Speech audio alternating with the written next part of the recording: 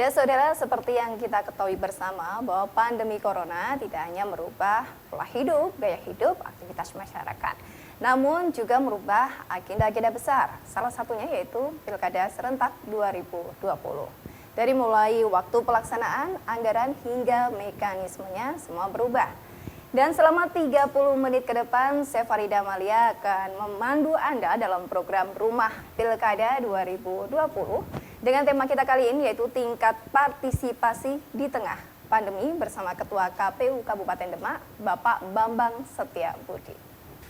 Dan langsung saja saudara kita berbincang dengan narasumber kita kali ini. Selamat pagi nih Pak. Selamat pagi Mbak Farida. Alhamdulillah. Ini kabarnya bagaimana nih Pak? Alhamdulillah baik. Sehat. Kuat. Di tengah pandemi ini ya Pak ya. Oke nih Pak Bambang, seperti kita ketahui bersama nih, Corona ini kan memang pandemi yang kita belum tahu nih kapan akan berakhir. Dari KPU Demak sendiri juga sudah banyak perubahan yang dilakukan terkait dengan Corona ini. Salah satunya selain jadwalnya yang dari semula September, sekarang menjadi 9 Desember. Kemudian anggaran dari KPU Demak sendiri perubahannya seperti apa ini? Iya, terkait dengan pilkada lanjutan ini yang kemudian sudah dimulai secara serentak tanggal 15 Juni 2020, memang merubah beberapa hal yang cukup signifikan terkait dengan tahapan sekaligus anggaran. Tetapi kita KPU Kabupaten Demak mendapatkan hibah dari NPHD dengan Bupati Demak. Total anggaran kita yang kita terima adalah 29 miliar 6 juta 20 ribu yang sudah diberikan 100%. Maret kemarin sudah 100%. Sudah cair berarti. Sudah cair semuanya. Alhamdulillah. Ya, jadi Demak ini mungkin agak unik di beberapa kabupaten yang lain. Jadi kalau Demak itu 2019 sudah cair sekitar 85%. Jadi kemudian di 2020-nya Maret kemarin hanya menyisakan 15%, kemudian sudah selesai 100%. Jadi total 29 miliar 6 juta 20 ribu sudah masuk di rekening KPU. Nah, terkait dengan situasi pandemik COVID-19 ini tentu memang ada beberapa perubahan terkait dengan proses anggaran yang terjadi yang kita susun dan kita rencanakan.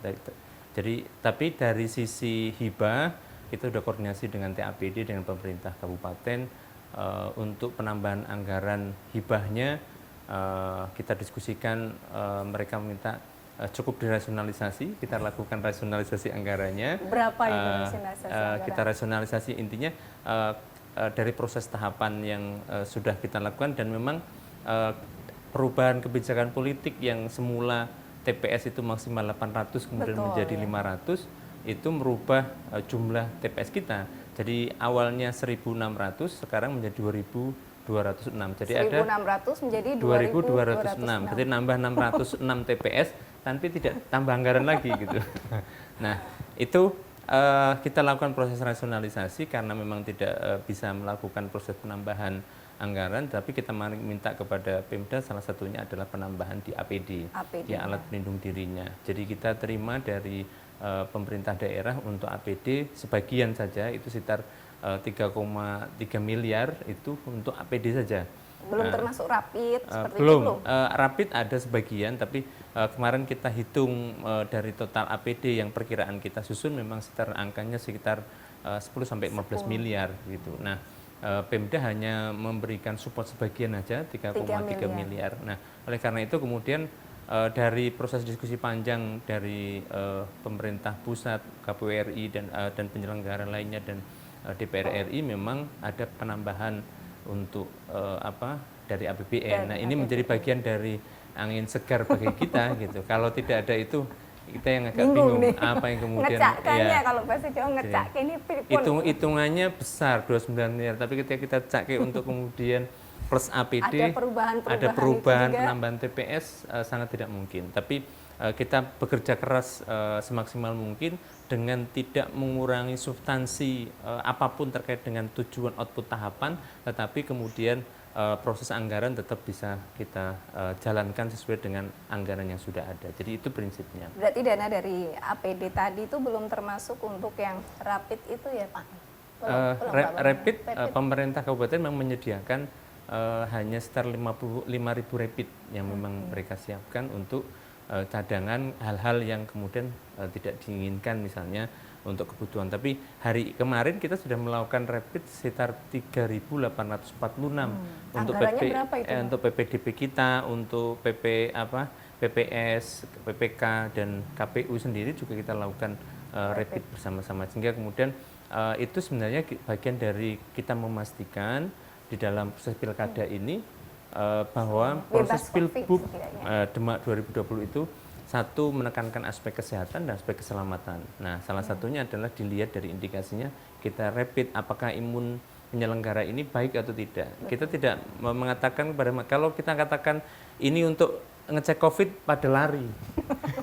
Pada mengundurkan diri nanti. Banyak yang paranoid, karena iya, banyak yang paranoid. Makanya kemudian kita membahasakan, sampaikan kepada masyarakat bahwa rapid ini sebenarnya untuk ngecek imunitas penyelenggara. Jadi kalau imunitasnya baik, jadi ketika nanti turun ke lapangan juga tidak ada masalah. Jadi petugas aman, masyarakat pun nyaman. Jadi bukan semata-mata karena parno, tapi setidaknya kita untuk melindungi diri sendiri maupun masyarakat. Betul. Oke. Jadi memang petugas pun juga semuanya sudah dirapid. Jadi kalau ada yang coklit ini sudah mulai masuk tahapan coklit ya Pak Bambang, ya, berarti betul, sudah petugas-petugas sudah mulai melakukan coklit di lapangan seperti itu.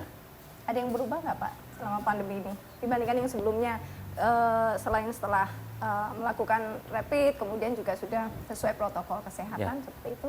Ya, mungkin saya masuk dulu pada proses tahapan di pilkada ini yang membedakan dengan sebelum dilakukan. Sebelum yang dilakukan, kita akan lanjutkan penundaan.